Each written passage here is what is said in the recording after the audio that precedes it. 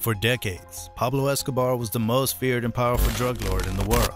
He built a massive empire, making billions of dollars from the production and distribution of cocaine.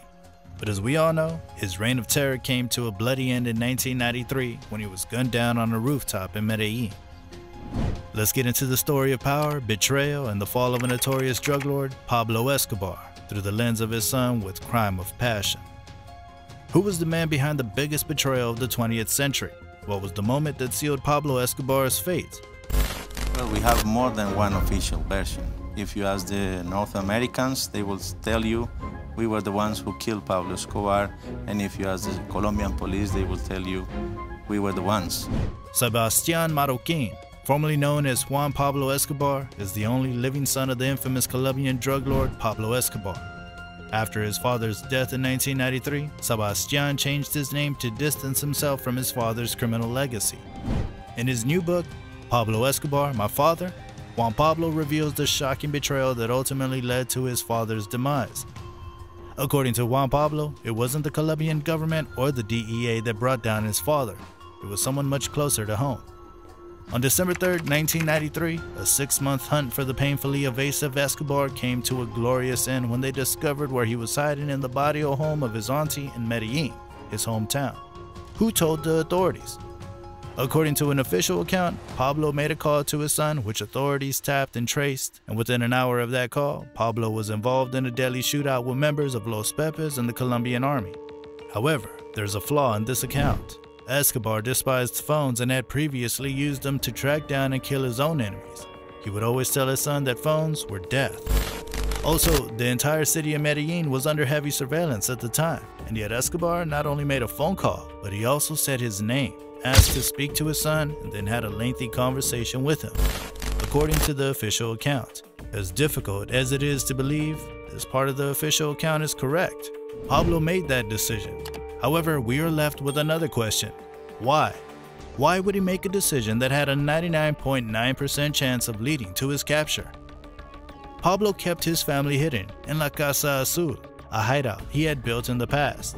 Pablo knew he had to make a decision quickly as he was at an existential crossroads. Juan Pablo would recall his last physical moment with his father as he took them to La Casa Azul as a way to say goodbye without knowing it. He cried for the first time and then promised his family, "Wherever you go and wherever you are safe, I will find you." After Pablo left, his family tried to escape the US. The police were well aware of Escobar's whereabouts, but they were scared to capture him as they knew that even in bondage, Escobar was very powerful.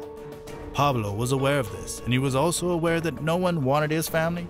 What they wanted was him, and they would not hesitate to kill his family to get him if that was the cost. So he kept calling and calling and calling, and that's when Juan realized he was willing to be killed.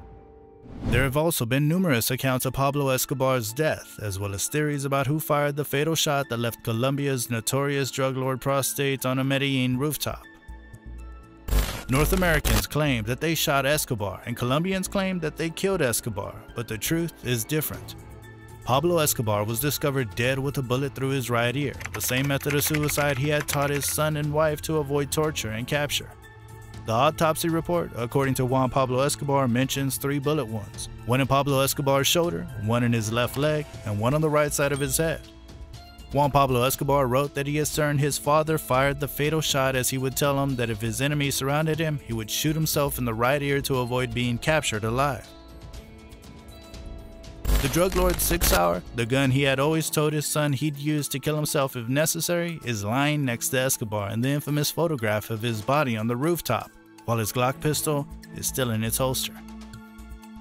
No one could have betrayed Escobar as his adversaries got killed or surrendered. Any information they could have provided was already with the authorities. Turns out, there was something more important to the drug lord than his own life, his family. Only Escobar could have betrayed Escobar. Only Escobar could have killed Escobar. Was Pablo Escobar's decision to kill himself a selfless act to protect his family, or a selfish one to escape justice? Share your answers in the comments. And make sure to hit subscribe and leave a like to never miss an update from us at Crime of Passion. Thank you for watching and see you in the next video.